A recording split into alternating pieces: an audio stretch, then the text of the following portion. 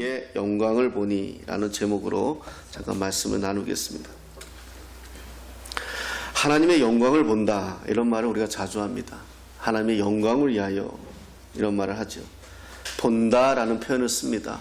오늘 본문에서 하나님의 영광을 본다. 본다는 것을 생물학적으로 말하면 우리가 두 눈으로 보는 것을 의미하지요. 그런데 오늘 본문에서 하나님의 영광을 본다라는 것은 좀 더 다른 의미가 있다. 왜냐하면 하나님은 영이신데 우리가 어떻게 하나님을 볼 수 있습니까? 생물학적인 눈으로는 볼 수가 없지요. 그래서 이런 질문을 받습니다. 심지어 구약 성경에서는 하나님을 보면 죽어요. 그렇다면 이것을 아는 요한이 본다라는 표현을 쓰는 것은 굉장히 도발적인 표현입니다. 구약을 잘 알고 있는 이스라엘 백성들에게 하나님의 영광을 본다, 이렇게 표현한다면 그것은 도전적인 표현이죠. 그렇다면 분명히 요한이 말하는 본다라는 의미는 또 다른 의미가 있다는 것을 우리가 알 수가 있어요. 그래서 오늘 이 시간은 그의 영광을 보니라는 말씀에서 이 본다라는 것에 대해서 말씀을 살피는 시간을 가져보겠습니다.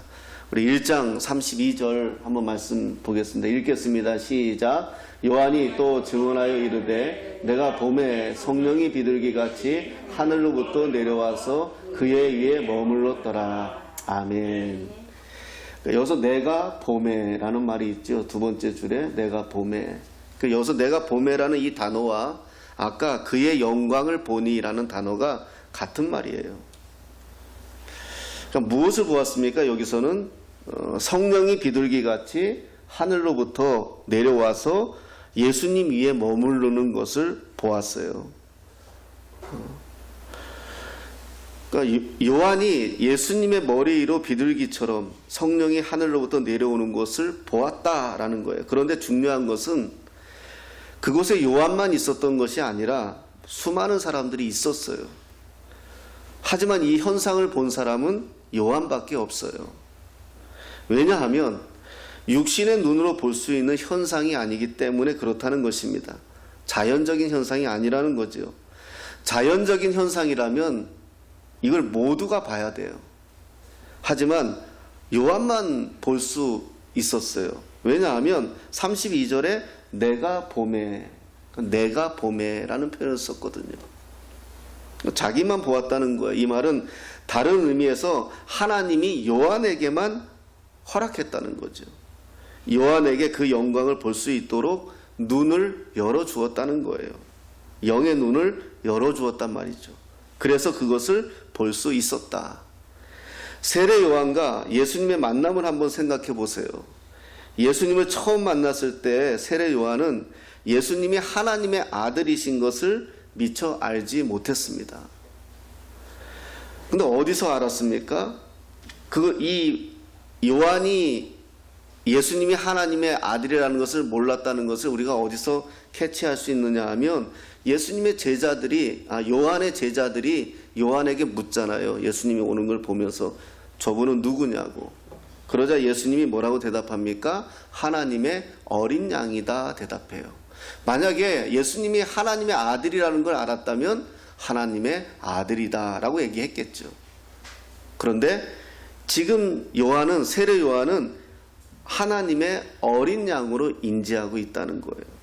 그러니까 이것을 보면 세례 요한이 아는 예수님은, 세례 요한이 인지하는 예수님은 하나님으로부터 특별히 선택을 받은 존재 정도로 알고 있었다는 거예요. 아마 어떤 제물이 될 거다. 분명히 우리의 제물이 될 거다. 그래서 그는 우리의 구원에 어떤 역할을 할 거다. 아마 그 정도는 알고 있었어도 하나님의 아들이라고는 생각하지 못했다는 거예요, 당시에. 요한복음을 쓴 요한도 마찬가지였을 것입니다. 처음에는 예수님이 하나님의 아들, 독생자라는 사실을 몰랐어요. 지금은 이렇게 요한복음을 기록하며 당시 상황을 우리에게 기록해 주었지만 예수님과 함께 지내는 3년 동안 예수님의 공생의 기간 동안은 예수님이 하나님의 아들이심을 몰랐다는 것입니다. 그래서 지금 요한이 요한복음을 쓴 것은 자기가 나중에 깨닫고 예수가 그리스도라는 사실을 알고 하나님의 아들이심을 알고 성경을 기록하게 된 거예요. 그래서 그 기록을 오늘까지 우리에게 하나님은 주신 것이죠. 오늘 본문에서 세례 요한이 예수님께서 세례받는 장면에서 하늘에서 성령이 비둘기같이 내려오는 사건을 보게 됩니다. 본다는 것은 평범한 어떤 눈으로 임재한다, 그것이 아니라는 것을 말씀드렸습니다. 단순히 본다라는 것은 여기서 뭘 말씀할 수 있느냐? 확신이에요. 확신. 예수님이 3년 동안 공생애 하시면서 많은 기적을 베풀었어요. 권위 있는 하나님의 말씀을 선포하시고 귀신도 쫓아냈어요. 이건 평범한 사람이 할 수 있는 일이 아니잖아요. 그런데 예수님이 그것을 하셨단 말이에요. 그건 뭐냐? 예수님이 표현은 안 했지만 예수님 스스로 당신이 성삼위 하나님, 하나님의 독생자라는 것을 자신의 사역에서는 계속 표현하고 있었다는 것을 우리가 알 수가 있어요. 그러나 아무도 예수님이 펼치는 기적만 보았지 예수님이 누구냐? 여기에 관심을 갖는 사람들은 적었어요. 눈앞에 기적을 펼치는 기적에 사람들의 눈이 쏠렸고 사람들이 모아졌지, 귀신이 떠나는 것을 보면서 놀랬지, 저분은 누구냐? 이것에 대해서는 민감하지 않았다는 것입니다. 예수님의 형제들조차도 예수님이 하나님이신 것을 알지 못했어요. 당연하죠. 같이 밥을 먹고 같이 잠을 자고 같이 살았을 텐데 어떻게 인정할 수 있겠습니까? 우리는 이것을 성육신이라고 말하잖아요. 인카네이션, 성육신, 성령으로 잉태되었다는 거. 내 형 예수가 우리 아버지에 의해서 태어난 것이 아니라 성령으로 인해서 태어났다는 것을 그들은 받아들일 수 없었죠. 예수님의 고향 사람들도 마찬가지고요. 무려 3년 동안 같이 지낸 예수님의 제자들 또한 마찬가지였어요. 요한복음 14장 8절에 이런 말씀이 있어요. 함께 읽어보겠습니다. 시작. 빌립이 이르되 주여 아버지를 우리에게 보여주옵소서, 그리하면 족하겠나이다. 아멘. 빌립이 하는 소리죠. 예수님께 하나님을 보여달라는 거예요. 그러면 내가 믿을 수 있겠습니다. 이런 고백을 하는 거죠. 3년 동안을 예수님하고 같이 지냈음에도 빌립은 예수님이 누구신지 아직 파악하지 못하고 있다는 거예요. 그래서 예수님이 뭐라고 대답하느냐? 빌립아, 내가 이렇게 오래 너희와 함께 있을 때 네가 나를 알지 못하느냐? 나를 본 자는 아버지를 보았고 오늘 어찌하여 아버지를 보이라 하느냐? 이렇게 말해요. 9절이에요. 그러니까 답을 해줬어요. 그런데도 빌립은 볼 수가 없어요. 알 수가 없어요. 예수님이 그렇게 기적을 베풀고 사람이 할 수 없는 일을 하고 상상할 수 없는 역사를 보였음에도 알 수가 없어요. 그래서 이것을 오늘 우리가 추적해 보자는 거예요. 그럼 우리는 어떻게 하나님의 영광을 봅니까? 예수님하고 무려 3년 동안 같이 지낸 예수님의 제자들, 현장에서 예수님의 기적을 베푼, 죽은 사람을 살리고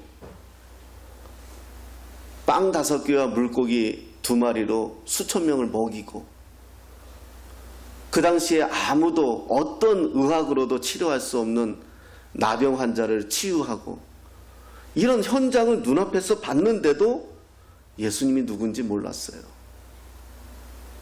그 우리는 어때요? 우린 더할 거 아니겠습니까? 우린 보지도 못했어요. 우린 그 현장에 있지도 않았어요. 현장에서 있었던 예수님의 제자들조차도 예수님이 누군지 몰랐는데 우리는 어떻게 했어요? 그래서 우리가 이것을 오늘 본문에서 말씀하시는 내용을 통하여 보자는 거예요. 하나님의 영광을 본다는 게 뭘까? 그러면 그냥 결론은요, 믿음이에요. 아직 제자들은 예수님에 대한 믿음이 없었던 거예요. 예수님을 따라는 다녔어요. 예수님을 통하여 어떤 걸 하나 얻을 수는 있을 것 같았어요. 그래서 예수님의 제자의 어머니 중에 어떤 분은 예수님에게 찾아와서 예수님이 예루살렘에 입성하면 하나들은 좌편에 하나들은 우편에 세워달라고 고백까지 들을 정도면, 청탁까지 들을 정도면 예수님이 하나님의 아들이라는 것을 생각하지 못하고 예수님의 권위만 보았어요. 그래서 권력을 가지면 자기들도 한 자리 하겠다라고 생각한 정도였어요. 예수님을 쫓아다니고 예수님의 기적을 보았지만 예수님이 누군지, 예수님이 구원자이심을 믿지 못했다는 거예요. 그래요. 하나님의 영광을 볼 수 있는 첫 번째 조건은 예수님을 믿는 거예요. 믿고 보는 순간, 믿는 순간 볼 수 있는 거예요. 예수님이 그리스도이심을 믿고 보는 순간 보게 되는 거예요. 믿지 않고 사실을 파악하려 하니까. 성경 공부도 믿으려고 성경 공부하는 거지 상황을 파악하려고 성경 공부하는 거 아니에요. 내가 신학생들을 지도하면서 보면 신학생들도 자기의 믿음을 더 확고히 하기 위해서 신학하는 게 아니라 하나님을 해부하려고 신학해요. 하지 말라 그랬어요. 믿으려고 우리가 성경 공부하는 걸고 믿으려고 바라보는 거예요. 믿지 않고 파악을 하려고 하니까 보이지 않는 거죠. 볼 수가 없는 거죠. 허락하실 이유가 없죠. 믿음은 파악하는 것이 아니고 감별하는 것이 아니고 나의 지, 정, 의 모두를 동원해서 그대로 믿는 거예요. 자, 만약에 비교할 건 안 되겠지만 한번 비교해 보면 여러분들은 저를 목사로 알아요. 그렇기 때문에 제가 목사임을 의심하지 않아요. 하지만 나를 한 번도 보지 않거나 나에 대해 전혀 알지 못하는 사람이, 나에 대한 배경이 없는 사람이 내가 어떤 사람인가 추적하기 시작한다면, 여러분들도 알다시피 제가 그렇게 거룩한 사람도 못 되고요, 아주 윤리적으로 바른 사람도 못 되고요, 아주 또 승질머리도 있고요. 그러니까 내가 목사라고 말하지 않는 순간 사람들이 나를 목사로 보기에는, 만약에 볼 수 있다면 그게 기적이에요. 제가 얼마 전에 미장원에 이 머리를 자르러 갔는데, 머리카락을 자르러 갔는데 얘기를 했어요. 이렇게 아줌마하고. 나보고 뭐 하는 사람이냐고 묻더라고요. 그래서 제가 다시 물었죠. 그럼 내가 뭐 하는 사람 같습니까? 그랬더니 선생님 같다 하더라고요. 그래서 좀 선생님이라 해서 기분 나쁘진 않았지만 좀 그렇게 유쾌하진 않았어요. 근데 저쪽에 한 분 또 파마 이렇게 하고 앉아있는 아줌마가 이렇게 보더니 저한테 혹시 목사님 아니세요? 이러더라고요. 그래서 제가 그랬어요. 당신 참 영안이 열렸다고.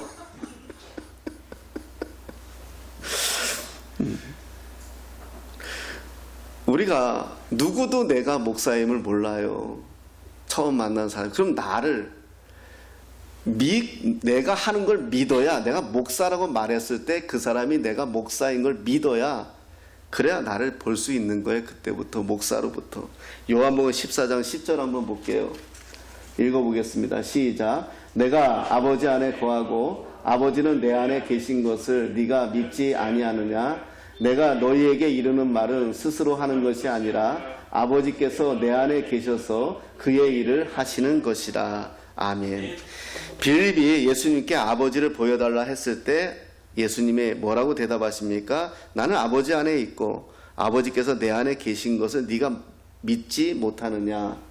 그죠? 네가 믿지 아니하느냐? 이렇게 대답해요. 자, 근데 요걸 가만히 보세요. 빌립은 예수님에게 뭘 요구했죠? 바로 앞에 말씀드렸는데 하나님을 보여달라 그랬어요. 그럼 내가 족하겠다 그랬어요. 그럼 보여달라고 했는데 예수님은 뭐라고 대답하세요? 믿지 아니하느냐 그래요. 이게 동문서답이잖아요.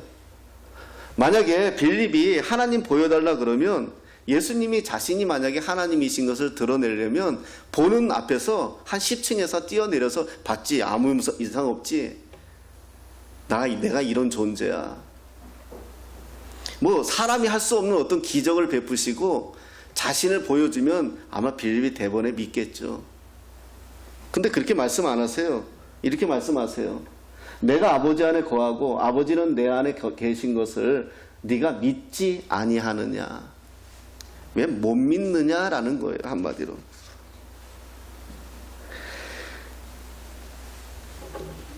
그러면 믿음이 있다면, 그럼 중요한 건 뭘 믿느냐라는 거죠. 제가 청년들 지도할 때 늘 했던 말이, 하나님을 믿어도 모르고 믿으면 미신이에요. 무조건 믿으면 맹신이고요. 그럼 뭘 믿느냐는 거예요. 그럼 우리가 믿는 믿음이 뭐냐 이거예요. 우리는 믿음을 어떤 동기를 가지고 어떤 믿음이냐.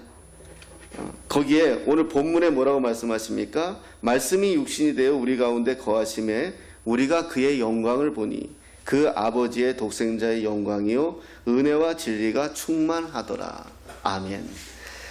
독생자의 영광이요 은혜와 진리가 충만한 것을 믿는 거예요. 그러니까 이 말은 예수 안에 있는 은혜와 진리가 충만한 것을 내가 믿는다는 거예요. 충만하다는 것은 넘친다라는 거잖아요. 우리가 컵에 물을 콸콸콸 따르면 넘치잖아요. 그게 충만이라는 표현인데, 그거는 언어로 표현할 수 있는 최상의 표현일 뿐이고, 사실 충만하다는 표현은 어떤 것으로도 담을 수 없을 만큼 넘친다는 의미예요. 예수님 안에 있는 이 충만이 온통 아버지의 하나님의 영광이 가득하다는 거예요. 우리가 그걸 믿는다는 거예요. 예수 안에 하나님의 영광이 가득하다는 것을 내가 믿는다는 거예요. 그리고 무엇을 믿느냐? 말씀이 육신이 되어 우리 가운데 거하신다는 이것을 믿는다는 거예요.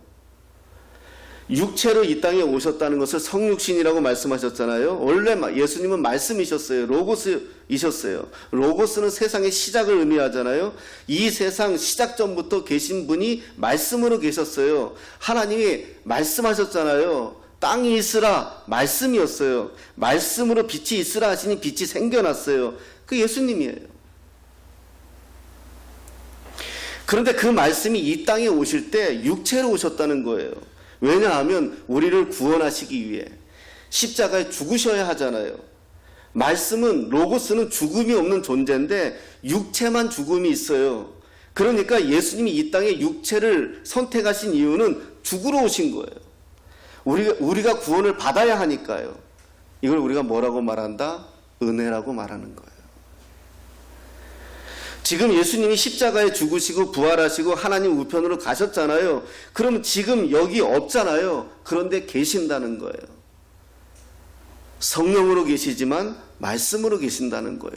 오늘 이 말씀 안에 계신다는 거예요. 이해가 됐으면 좋겠어요. 이 말씀 안에 있다는 거예요. 계신다는 거예요.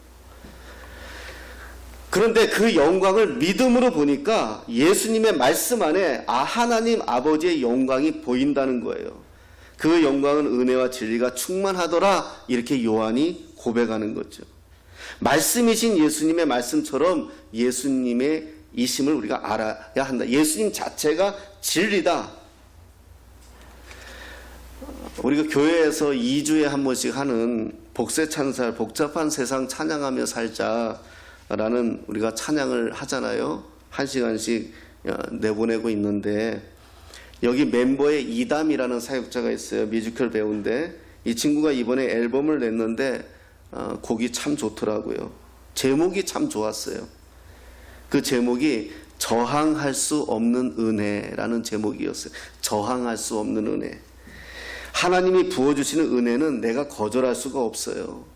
그래서 이 믿음을 바탕으로 우리는 믿지 않는 자녀를 위하여 기도하는 거예요. 언젠가 하나님이 저항할 수 없는 은혜를 통하여 내 자녀가 저항하지 못하도록 하나님 앞에 우린 기도하는 거예요. 아무리 반항해도, 아무리 저항해도 하나님이 마음만 먹으시면 거절할 수가 없어요. 그게 은혜예요. 저와 여러분들도 이것을 경험했을 거예요. 저도 뭐 처음부터 하나님 앞에 순종한 사람이겠어요? 아니에요. 얼마나 뺀질거리면서 하나님을 거절하고 벗어나려 했는지 몰라요. 그런데 저항할 수가 없는 때가 있었어요. 반항을 할 수가 없었어요. 그렇게 저도 하나님을 받아들이고 그 길을 가도록 만드시는 거예요. 이게 뭐다? 은혜예요. 은혜는 사실 그 순간에는 기분 좋은 게 아니에요. 나라는 사람을 나에게서 이 하나님을 저항하는 것들을 뽑아낸단 말이에요. 하나님이. 그게 시간이 오래 걸렸어요. 나는 이 길을 갈 수 없는 사람이거든요. 그런데 나라는 사람을 꺾어서 이 길을 갈 수 있게 하신다고 생각해 보세요. 말 안 듣는 자식이 부모에게 말을 듣게 하기 위해서 그 아이를 회초리를 치면 아이가 얼마나 맞아야 되겠어요. 살아있는 게 기적이죠. 근데 그때는 말 안 들어요. 안 돌아와요. 부모 아프게 하죠. 그때는 내가 몰랐다는 거예요. 그런데 그 꺾임을 당하고 나서 돌이켜 보니까 그게 은혜라는 거예요. 하나님의 은혜를 알면, 그 저항할 수 없는 은혜를 경험하면 이제 그때부터 뭐가 생기느냐? 하나님을 알고 싶어져요. 왜 하나님 2000년 전에 십자가를 선택하셨을까? 도대체 죄가 뭘까? 여러분, 내가 살아가면서 이런저런 문제들을 경험하는 것이 과거에는, 옛날에는 저는 나의 실수라고 생각했어요. 나의 문제라고 생각했어요. 내가 어떤 어려운 부분을 당하면, 어떤 문제가 생기면 이건 내가 실수해서, 아니에요. 이건 내가 실수해서 그런 것이 아니라 죄라는 치명적인 독소예요. 그것으로 인해서 내가 무너진 거예요. 이 죄 때문에 인간이 죽고, 이것 때문에 인간이 살인을 하고, 이것 때문에 인간이 폭력을 하는 거예요. 그 사람이 나빠서가 아니에요. 그 사람이 문제 있어서가 아니에요. 그 사람이 죄로 무너진 것 뿐이에요. 돈에 대한 욕심, 자기 욕심, 그게 죄예요, 죄. 이것을 내가 어찌할까 고민하기 시작하게 되더라고요. 내 자신을 보면서 하나님 앞에 내가 꺾임을 당하고 나서 하나님 앞에 이걸 발견하고 나니까 이 문제를 어떻게 할까? 작심삼일밖에 안 되고, 아무리 결단해도 안 되고, 또다시 죄의 길에 들어가 있는 내 자신을 보면서 그걸 내가 십자가에 못 박는 수밖에 없다는 것을 깨닫게 되는 거예요. 그래서 예수님이 이 땅에 오셨구나. 세상 살면서 참 이해하기 힘든 게 사람이에요. 동물들은, 저도 뭐 우리 코코하고 같이 살고 있지만 거짓이 없어요. 배고프면 금방 물고 승질부려요. 조그만 게. 그랬다가 또 언제 그랬냐는 듯이 좋다고 덤벼들어요. 사람 같으면 자존심 상해서 배가 고파도 밥 달라는 말도 안 할 거예요, 아마. 근데 동물은 안 그래요. 사람만 그 속을 알 수가 없어요. 그럼 그 사람을 어떻게 알아갈 수 있겠습니까? 제가 어느 날 운전하고 가다가 이선희 씨 노래더라고요. 알고 싶어요라는 노래가 있어요. 그렇다고 찾아보지는 마세요. 달 밝은 밤에 그대는 무슨 생각하시나요? 그러는데 내가 갑자기 나는 무슨 생각하고 있지? 근데 그 찬양이 아니라 그 노래의 은혜를 받아가지고, 사랑하면 무슨 생각하는지 궁금해지잖아요. 하나님에 대해서 우리가 믿는다고 하면서 그분에 대해서 궁금함이 없다, 갈급함이 없다, 그거 안 믿는 거예요. 사랑한다 말하면서 사랑하는 사람에 대해서 얼마나 알고 싶어요. 뭘 먹는지, 뭘 좋아하는지, 어떨 때 행복해하는지 얼마나 알고 싶어요. 그런데 하나님을 믿는다 하면서, 하나님을 사랑한다 하면서 그분에 대해서 관심이 없다? 안 믿는 거예요. 알고 싶으면 어떻게 해야 돼요? 자주 만나야 되잖아요. 그래야 그 사람을 알 수 있죠. 밥도 먹고 차도 마셔보고, 남자들은 모여서 사우나도 한번 가보고, 볼도 한번 차보고, 그러면서 사람을 알아가잖아요. 마찬가지로 하나님을 알아가기 위해서는 무엇하고 계시나요? 5장 39절 한번 보겠습니다. 요한복음 5장 39절 같이 읽겠습니다. 시작. 너희가 성경에서 영생을 얻는 줄 생각하고 성경을 연구하거니와 이 성경이 곧 내게 대하여 증언하는 것이니라. 아멘. 영생을 얻는 줄 생각하고 성경을 연구하는 이유는 뭐다? 우리가 성경을 보는 이유는 뭐다? 내게 대하여 증언하는, 예수님 알고 싶은 것 때문에 그러는 거예요. 믿음이 생기잖아요. 예수님이 알고 싶어져요. 궁금해져요. 예수님도 스스로 그렇게 말씀하시잖아요. 이 성경이 곧 나에 대하여 증언하는 것이다. 우리가 일주일에 한 번 교회 와서 설교 듣고 하나님 알 수 있다? 기적이죠. 그것은 하나님 모르는 거예요. 내가 낳은 자식도 도시에 나가서 살면 내 자식이 무슨 생각하는지 몰라요.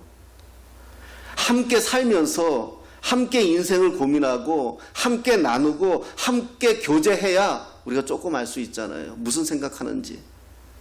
그런데 예수님이 누구신지를 알고 하나님의 영광을 보기 위해서 우리 안에 갈망하는 마음이 없다. 우리 1장 16절 다시 한번 읽어보겠습니다. 시작. 우리가 다 그의 충만한 데서 받으니 은혜 위에 은혜로라. 이렇게 말씀합니다. 뭐 이건 저의 개인적인 경험이니까 주관적인 것입니다. 오래전에 기도원에서 기도를 하는데 아주 오래전이에요. 그때 제가 좀 절박한 게 있었어요. 아까 그 내용이에요. 하나님 믿는다고 하면서 내가 고백을 하고 하나님 앞에 내가 이제 들어왔어요. 그런데 여전히 세상에 기웃거리는 거예요. 여전히 내가 갈등하고 여전히 하나님 앞에 충분히 못 들어오는 거예요. 내가요. 분명히 확신도 가졌고 믿음도 가졌고 하나님을 내가 확실하게 믿는데 내가 따로 노는 거예요. 내 스스로가. 저는 정말 이런 거 싫거든요. 하나님이 그래서 아마 그렇게 모질게 그러셨던 것 같아요. 이게 싫어요. 지금도 저는 흑인이 백인이 이게 정확하지 뭐 이게 별로 그거 아니에요. 내가 한번 딱 소속되면 죽을 때까지고 좀 이런 게 있어요. 근데 그 당시에 내가 예수를 믿고 하나님 앞에 들어왔는데도 내가 여전히 이러는 거예요. 절박했어요, 좀. 그래서 하나님 앞에 몇 날 며칠을 하지도 못하는 금식을 하면서 때를 쓴 적이 있었어요. 어느 날 기도하는 시간은 아니었어요. 그냥 기도하는 건지 잠을 자는 건지 모르는 비몽사몽이었는데 그때 뭔가 상상할 수 없는, 말로 못하겠어요. 상상할 수 없는 나를 이렇게 탁히 뭐 어떻게 하여튼 만진다고 표현해 이 느낌이 왔어요. 이게 내 주변에 아무것도 없는데 바람도 아닌데 뭔가 나를 이렇게 안는다는 그 순간 딱 깨졌어요. 그냥 그 순간 딱 깨졌어요. 그냥 하나님 계시구나. 내 상상 속에 계시는 것이 아니라 내 머릿속에 계시는 것이 아니라 지금 계시구나. 그러면서 그냥 딱 끝났어요. 내 고민들이 다 헛된 거더라고요. 그거 다 헛된 거더라고요. 한순간에 딱 해결이 돼버리더라고요. 상황이 좋아진 것도 아니에요. 내 마음에 아니요. 그냥 결정이 나버린 거예요. 하나님이 계신다. 기도하다 보면 어떤 때는 기도가 잘 될 때가 있어요. 스스로 막 기도가 술술 나오고요. 한 2시간 여기 앉아 있어도 뭐 그렇게 큰 문제 없어요. 어떤 때 10분도 못 앉아 있겠어요. 어떤 때 몇 시간을 하나님 앞에 끙끙거리는데 아무 응답이 없으셔요. 근데 그 몇 시간 동안 끙끙거렸는데 뭔가 이렇게 탁 터치가 와요. 그럼 끝난 거예요. 그냥 내 안에 1시간, 2시간 끙끙거린 건 생각이 나지 않고 지금 내가 은혜인 거예요. 평안한 거예요. 그냥 감사밖에 기억이 안 나는 거예요. 그때 제게는 하나님의 영광이에요. 사랑하는 여러분, 하나님의 영광을 본다? 그 영광은 많은 사람들이 그 자리에 있지만 요한이 볼 수 있었어요. 많은 사람이 성경을 지금 보고 있지만 어느 누구는 하나님의 영광을 보는 거예요.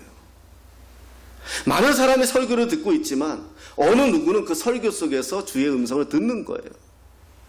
전제 조건이 뭐다? 믿음이라는 거예요. 믿음이라는 거예요. 네가 나를 믿지 못한 거로 믿음이라는 거예요. 그리고 그 믿음을 주셨을 때, 그러면 그 믿음을 예수님에 대해서 알아가야 된다는 확신을 갖기 위해서는 우리 인간들은, 그래서 계속해서 우리가 성경을 주신 거잖아요. 오늘 우리가 요한복음을 보고 있어요. 요한복음은 요한이 기록했어요. 감동으로. 요한복음을 통하여 요한은 자기가 만난 예수님을 썼고, 2000년이 지난 지금 우리는 이 요한복음을 보면서 요한의 감동으로 들어가는 거예요. 요한이 본 현장으로 들어가는 거예요. 요한이 성령이 비둘기같이 내리시는 것을 보고 감동했을 때 그 믿음으로 들어가는 거예요. 볼 수 있는 거예요. 은혜 위에 은혜로라 16절에 그렇게 말씀합니다. 은혜는 진행형이에요. 한 번 은혜 받았다고 10년 지속되는 게 아닙니다. 오늘도 그 은혜를 누려야 해요. 사랑하는 성도 여러분, 우리 모두 주의 영광을 봅시다. 우리가 주의 영광을 볼 수 있는 것은 우리 믿음을 기쁘시게 여기는 주님의 은혜입니다. 강력한 은혜, 하나님의 영광. 이 요한이 자기가 이 요한복음을 기록하면서 자기가 예수님을 3년 동안 경험한 걸 썼잖아요. 이때에는 1장에서 이렇게 쓸 때는 아까도 말씀드렸지만 요한이 예수님인지 몰랐다고 했잖아요. 메시아인지. 근데 자기가 경험하면서 과정이 있었잖아요. 결론을 내려주는 거잖아요. 오늘 우리에게. 하나님의 영광을 보고 싶니? 너는 그리스도와 함께 살고 싶니? 너는 그분의 능력으로 오늘도 더불어 함께 살아가고 싶니? 너는 그의 영광을 보고 싶니? 그럼 우리의 믿음이야.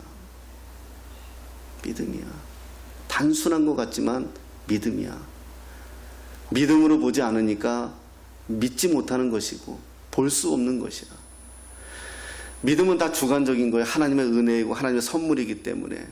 그런데 주신 만큼 볼 수 있고 주신 만큼 열 수 있고 주신 만큼 경험할 수 있기 때문에 우리가 다 상대적이긴 해요. 그러나 중요한 것은 내가 그 믿음을 가지고, 예수를 믿는 믿음을 가지고 그 믿음에 대한 확신으로 나아갈 때 우리는 그분의 크기를, 그분의 능력을 우리 삶에서 볼 수 있다는 것입니다. 하나님의 영광을 보니, 문득 그 단어 하나에 좀 사로잡혀서 오늘 말씀을 좀 쓰게 됐어요. 설교하게 됐어요. 하나님의 영광을. 우린 지금 나는 뭘 보고 지금 버티고 있을까? 여러분들의 삶에서 지금 무엇으로 버티고 있습니까? 무엇으로 살아가고 있습니까? 하나님의 영광이에요. 그것이 우리의 에너지고 그것이 우리의 능력입니다. 그것을 지키고 그것을 붙들고 가기 위해서는 확실한 믿음이에요. 주님으로 살아보겠다는 그것에 대해서 요한은 계속 이 긴 성경을 써나가고 있다는 것을 보면서 많이 은혜를 받았어요. 여기 오늘 본문엔 쓰지 않았지만은 요한복음 4장 26절 한번 찾아보겠습니다. 마지막으로 요한복음 4장 26절입니다.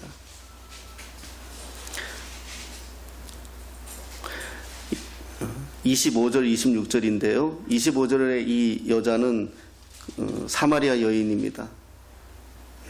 제가 읽어드릴게요. 여자가 이르되 메시아 곧 그리스도라 하는 이가 오실 줄을 내가 아노니 그가 오시면 모든 것을 우리에게 알려주시리이다.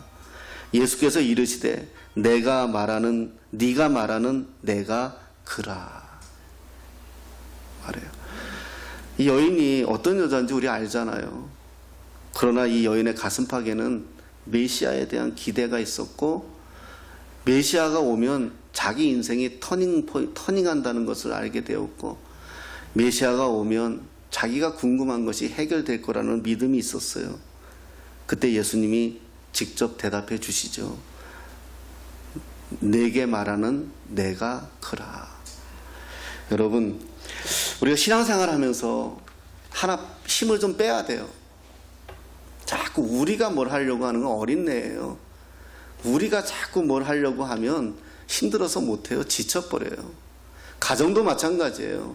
자녀도 마찬가지고요. 부모도 마찬가지예요. 내 자녀도 내 마음대로 안 돼요. 자식이 부모 마음을 돌이킬 수 있어요? 못해요. 주님 오셔도 안 돼요. 그건 뭐죠? 그래서 우리가 하나님의 힘을 빼고 오직 하나님에 대한 믿음을 든든히 하면 하나님의 영광을 볼 때에 그분의 영광이 내 가정, 우리 교회, 내 삶에 항상 가득할 때, 그럴 때 그때부터 터닝이에요. 역사가 일어나요. 그래서 다시 한번 오늘 말씀하면서 하나님에 대해서 궁금해 하시고요. 하나님에 대해서 더 알고 싶어 하시고요. 더 많이 그런 질문은 저는 충분히 받을게요. 저도 모르지만 아는 한계, 모르는 것은 연구해서라도 더 하나님을 알아가세요. 아는 만큼 내 폭이 넓어지고 그분의 영광이 어떻다는 것을 경험하잖아요. 그러한 저와 여러분들의 삶이 되시고 또 새로운 한 달이 되시기를, 하나님의 영광 가운데 가득한 삶들이 다 되시기를 예수님의 이름으로 축복합니다.